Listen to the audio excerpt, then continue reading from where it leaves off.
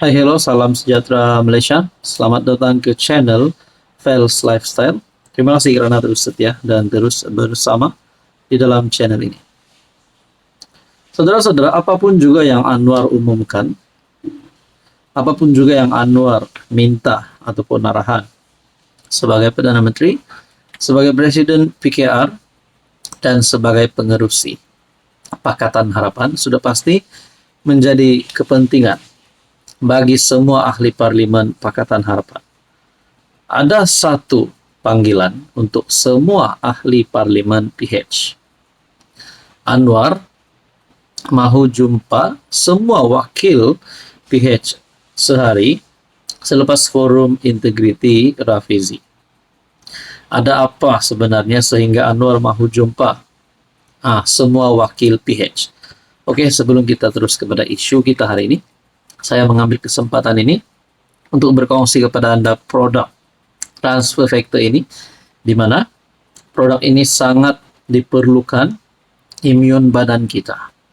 Karena produk ini meningkatkan, mendidik, dan menyeimbangkan sistem imun badan kita sehingga boleh melawan pelbagai jenis penyakit, contohnya kencing manis, darah tinggi, kolesterol, gout, penyakit melibatkan hati, jantung, dan perut, dan macam-macam lagi.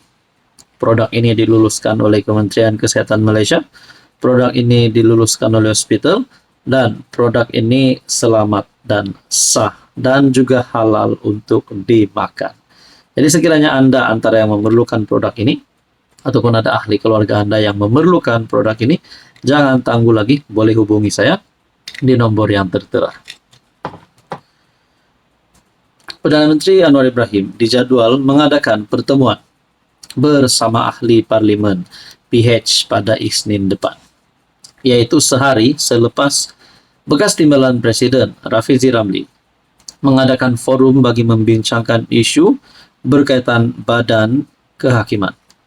Malaysia kini difahamkan bahwa ahli parlimen dan senator PH telah menerima jemputan untuk bertemu Anwar di kediaman rasmi Perdana Menteri di Putrajaya pada Isnin, yaitu 14 Julai jam 4.30 petang. Menteri Pengangkutan Anthony Locke dipetik The Star sebagai mengumumkan bahwa ahli parlimen akan diberi taklimat mengenai pelantikan kehakiman baru-baru ini. Jadi saya tertanya-tanyalah, adakah selain daripada taklimat mengenai pelantikan, adakah terdapat benda baru di dalam pertemuan semua ahli parlimen PH ini? Yang pertama, adakah mungkin rombakan berlaku di dalam PH ataupun di dalam kabinet, mungkin ataupun di dalam parti PKR? Adakah Anwar akan membuat pengumuman? Adakah ada ahli parlimen yang mungkin digantungkah, digugurkankah, dipecatkah? Kita pun tidak tahulah. Tapi sebenarnya saya yakin pertemuan ini adalah untuk kebaikan organisasi PH dan juga negara khususnya. Dalam artikel ini, Anthony Locke mengumumkan Majlis Raja-Raja juga akan beri taklimat untuk tujuan yang sama minggu depan. Menariknya, pada hari yang sama Anwar bertemu pemimpin PH, Badan Pegang Malaysia akan berhimpun di hadapan Istana Kehakiman di Putrajaya pada pukul 2 petang sebelum meneruskan perjalanan sejauh 2.6 km ke pejabat Perdana Menteri untuk menyerahkan memorandum dengan 4 tuntutan. Sehari sebelum itu pada 13 Julai jam 8.30 malam, Rafizi dijadwal mengadakan forum bertajuk Integriti Kehakiman di Klub PAUM Kuala Lumpur bagi membincangkan dakwaan terkini mengenai pelantikan kehakiman. Apapun saudara-saudara, kita nantikan saja apa yang berlaku di dalam pertemuan semua ahli parlimen PH ini. Hai, hello, salam sejahtera Malaysia. Selamat datang ke channel Fels Lifestyle. Terima kasih karena terus setia dan terus bersama di dalam channel ini. Antara beberapa isu yang panas pada ketika ini, antara beberapa isu yang sering menjadi perbualan netizen, perbualan ramai orang bukan saja di kalangan kepimpinan kerajaan, namun juga di kalangan kepimpinan pembangkang. Sehingga ada gesaan kepada Anwar untuk berehat, sehingga ada gesaan daripada PN, daripada pembangkang, agar Perdana Menteri interim mengambil tugas Anwar Ibrahim. Nah, pada akhirnya berkaitan dengan isu ini. Antara keputusan yang kita nantikan adalah sudah pasti daripada Istana Negara. Istana beri amaran, jangan politikkan isu pelantikan hakim tertinggi.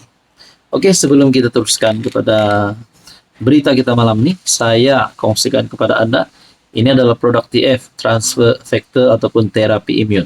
Produk ini sangat bagus, sangat diperlukan bagi mereka ataupun Anda di luar sana yang sedang mempunyai pelbagai jenis penyakit, karena itu menunjukkan bahwa sistem imun badan Anda semakin lemah. Saudara-saudara, dengan pengambilan produk ini boleh memulihkan, boleh meningkatkan sistem imun badan kita, menjadikan sistem imun badan kita bijaksana, menyeimbangkan sistem imun badan kita supaya boleh melawan pelbagai jenis penyakit. Contohnya kencing manis, darah tinggi, diabetes, kolesterol, dan macam-macam lagi penyakit yang kita biasa dengar. So, kepada Anda yang berminat dan antara yang memerlukan produk ini, jangan risau, produk ini selamat diluluskan oleh KKM Hospital dan Anda boleh mendapatkan maklumat lanjut tentang produk ini melalui nomor yang tertera. Saudara-saudara, kita teruskan. Ketika desakan semakin memuncak untuk menubuhkan Suruhanjaya, Siasatan Diraja ataupun RCI terhadap Badan Kehakiman, Istana Negara akhirnya bersuara. Berhubung isu pelantikan hakim-hakim tertinggi, Istana memberi peringatan kepada semua pihak agar tidak mempolitikan pelantikan hakim Mahkamah Atasan, sambil menegaskan bahwa ia adalah urusan kenegaraan yang penting serta perlu ditangani secara cermat dan integriti selaras dengan perlembagaan persekutuan.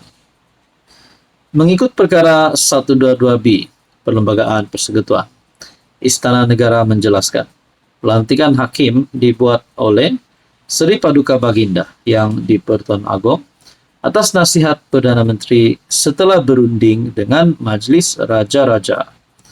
Perkara ini secara jelasnya menzahirkan prinsip semak dan imbang dalam sistem kehakiman negara. Akta Suruhanjaya Pelantikan Kehakiman 2009, Akta 695 merupakan undang-undang yang memperuntukkan proses pemilihan calon hakim, namun kuasa untuk menasihati yang di Pertuan Agong adalah terletak kepada Perdana Menteri.